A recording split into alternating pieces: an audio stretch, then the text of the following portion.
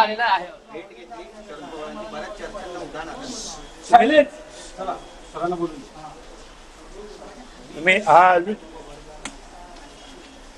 पवार साहेबांकडे सकाळीच गेलो होतो. अर्थात त्यांची काही अपॉइंटमेंट वगैरे मी काही घेतली नव्हती.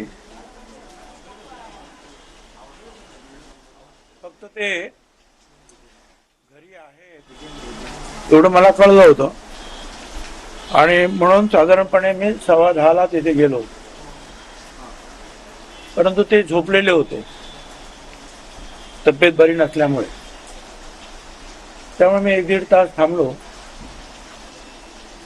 आणि मग ते उठले आणि त्यांनी मला बोलवलं आणि ते बिछाण्यावरच झोपलेले होते कारण तब्येत बरी नसल्यामुळे ते काही उठले नव्हते.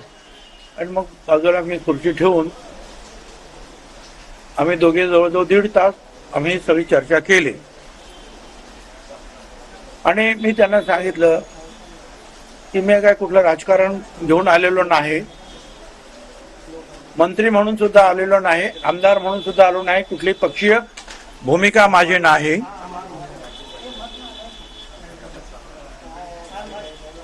पण महाराष्ट्रामध्ये ओबीसीना आरक्षण देण्याचं काम तुम्ही राबवलं.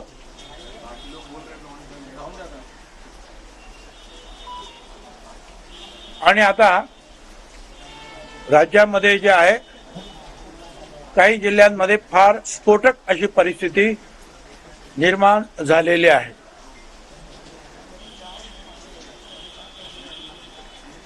काही लोक जे आहेत हे मराठा समाजाचं हॉटेल आहेत तर तिथे जात नाही.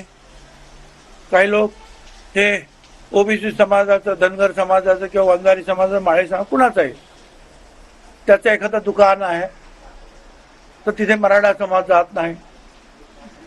तर अशी सगळी परिस्थिती जी आहे राज्यामध्ये निर्माण झालेली आहे. राज्याचे एक ज्येष्ठ नेते म्हणून तुमची जबाबदारी आहे आता की ही शांतता राज्यामध्ये निर्माण झाली पाहिजे. त्यांना आठवण करून दिली. बाबासाहेब आंबेडकरांचं नाव मराठवाडा विद्यापीठाला देत असताना असाच मराठवाडा पेटला होता आणि अशा वेळेला मग तो शांत करून शेवटी जे आहे तुम्ही निर्णय घेतला की सरकारचं काय होईल ते होईल, पण आपण हे काम केलं पाहिजे. त्यानुसार तुम्ही मराठवाडा विद्यापीठाचं नाव बाबासाहेब आंबेडकरांचं नाव त्याला जोडलं. पण आज अशी परिस्थिती आहे आणि तुम्ही आलात नाही.